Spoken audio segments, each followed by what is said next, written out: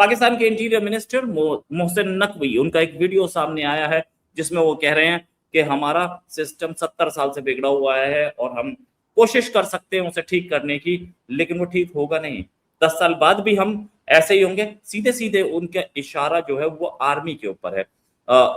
मोहसिन नकवी जो बोल रहे हैं मैं आपको सुनवाता हूं और उसके बाद हम डिस्कस करेंगे कि मोहसिन नकवी ने क्या बोला।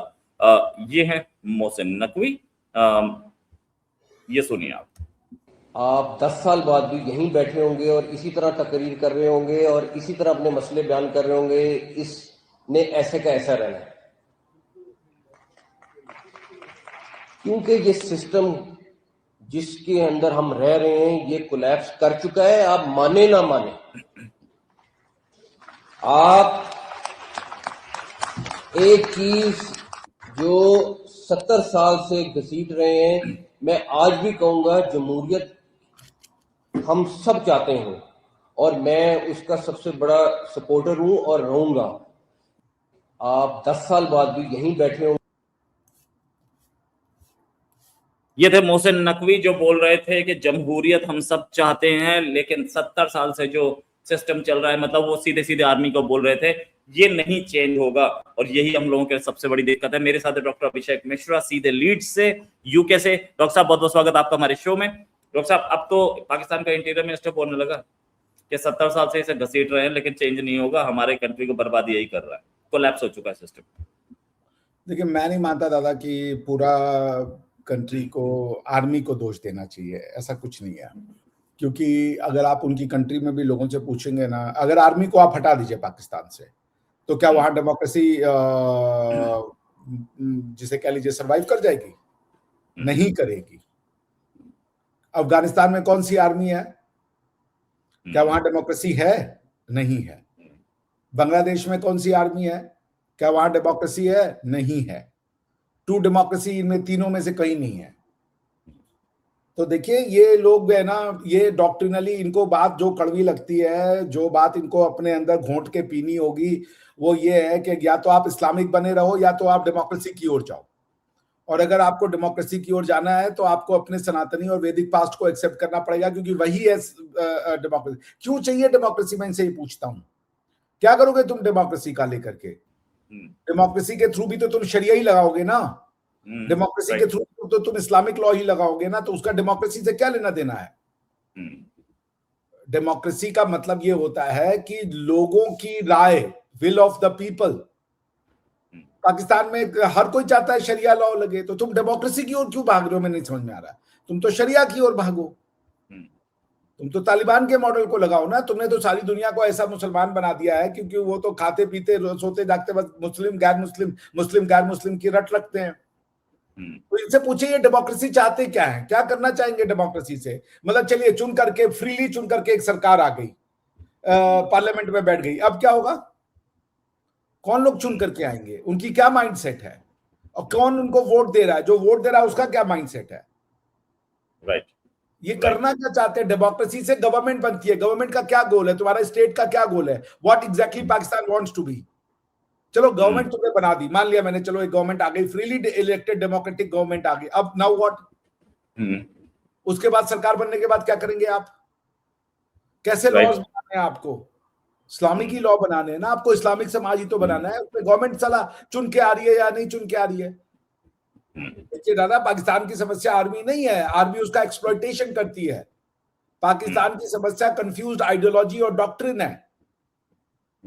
स्पष्ट है, वो कहना पड़ेगा, जो यूरोप ने किया। तो मैं अब आपसे यही मतलब मैं ये कहना चाहता हूँ, ये आर्मी के ऊपर दोष दे देना, आर्मी से ज्यादा तो इनके मुल्ला लोगों के ऊपर आप दोष नहीं दोगे।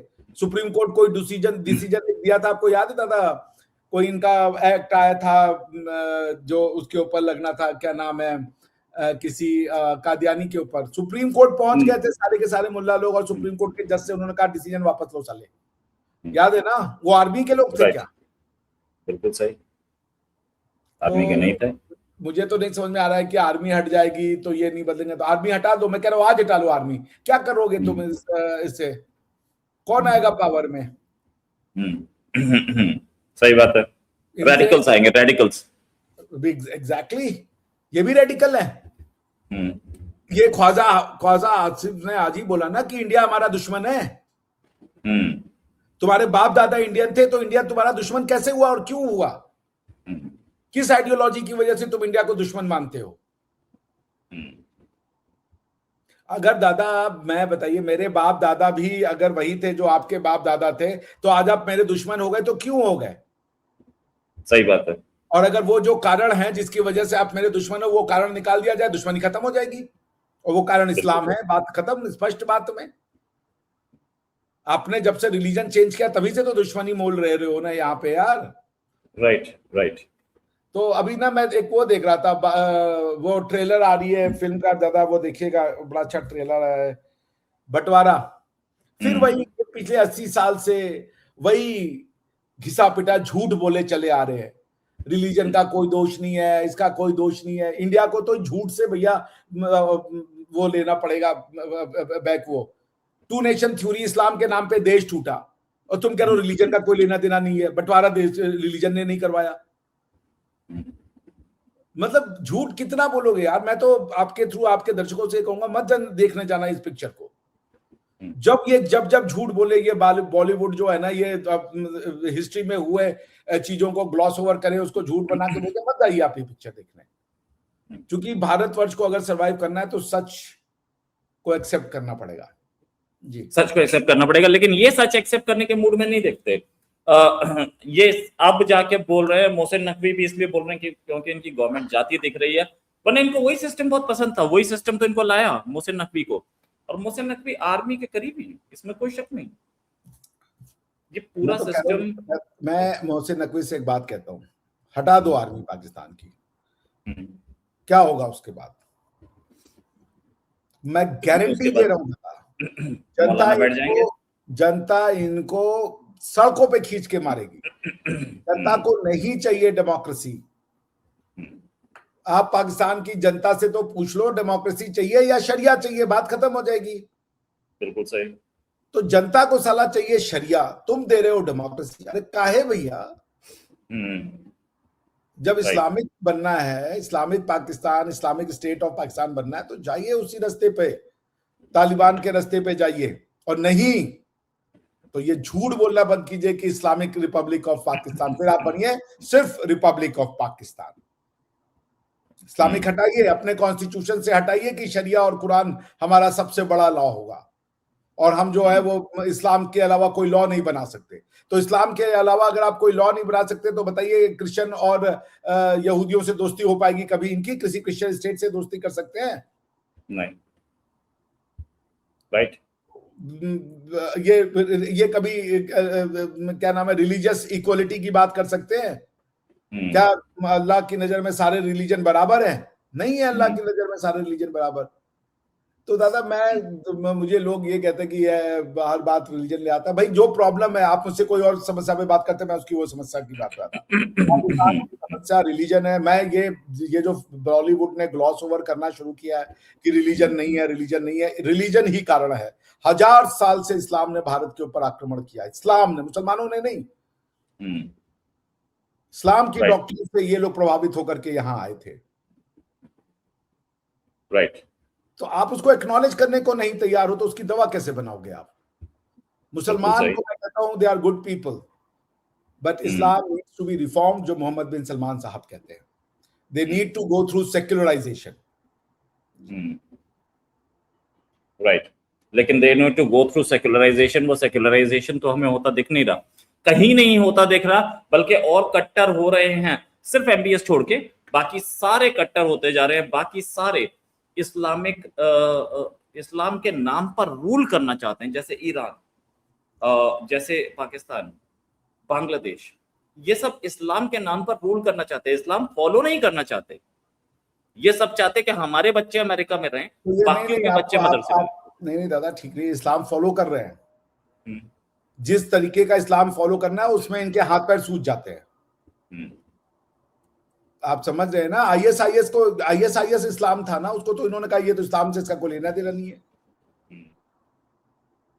आईएसआईएस क्या था?